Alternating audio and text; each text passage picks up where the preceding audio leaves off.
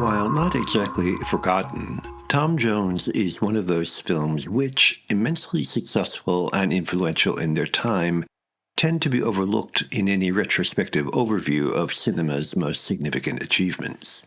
It is not exactly dated, but much of what made it seem refreshing when new just does not meet contemporary assumptions. It is not because its innovations and relatively explicit sex and violence have been so internalized that they no longer seem quote-unquote different. Rather, it is because that difference has itself been superseded by equally superficial and transitory expectations.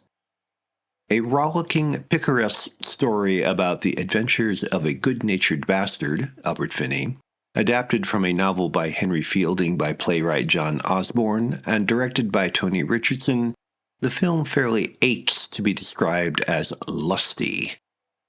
Loose construction, freewheeling camera work, rapid cutting, and a virtual wallowing in 18th century period muck assure that whatever else you might say about it, Tom Jones avoids the stuffy, stiff poses that curse the average British costume film.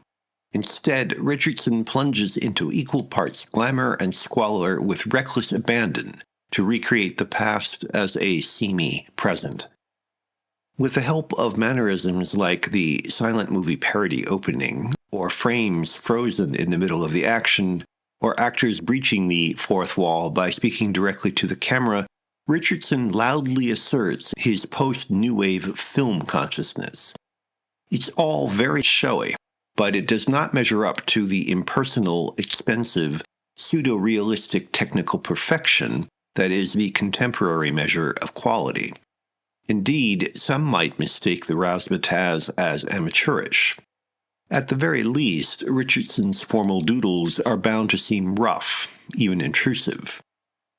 Moreover, despite the rapid pacing and busy surfaces, the film feels too long, particularly Tom's tribulations in the second half. While the first half equates bumptiousness with vivacity, the second runs on arbitrary plot complications staged as loud tumult.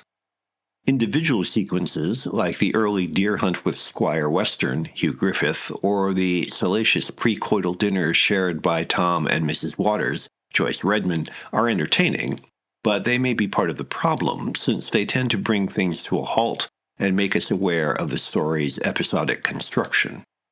To be sure, to complain about the gaping plot holes or convenient coincidences is both humorless and pointless, given that many seem deliberate. They may also result from adapting a source written before conventions on how to tell a story well were codified. Nonetheless, relying on surprise to sustain interest helps to explain why the flux begins to grate. Because we know that Tom will eventually triumph, the more chaos he endures, the more irritating it is that his happy mating with Sophie Western, Susanna York, is being arbitrarily delayed. In sum, for all the frenetic back and forth, Academy Awards, and popular success, it is tempting to characterize Tom Jones today as something like a slightly tedious tempest in a Wedgwood teapot.